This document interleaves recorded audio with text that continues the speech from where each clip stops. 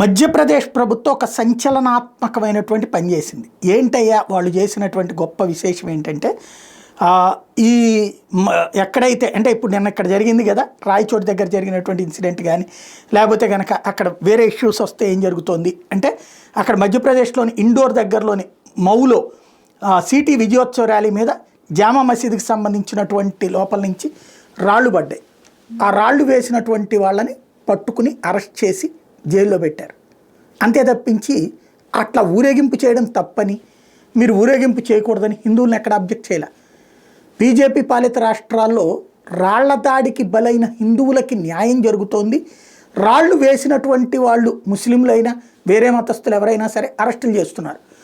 ఒక్క ఈ బీజేపీ ఏతర పాలిత రాష్ట్రాల్లో మాత్రమే విచిత్రమైనటువంటి పరిణామం చోటు చేసుకుంటుంది. అదేంటయ్యా అంటే, పర్టికులర్గా తన్నులు తిన్నటువంటి వాళ్ళ మీదన కేసులు పెడుతున్నారు, తన్ని వాళ్ళ మీద కేసులు పెడుతున్నారు.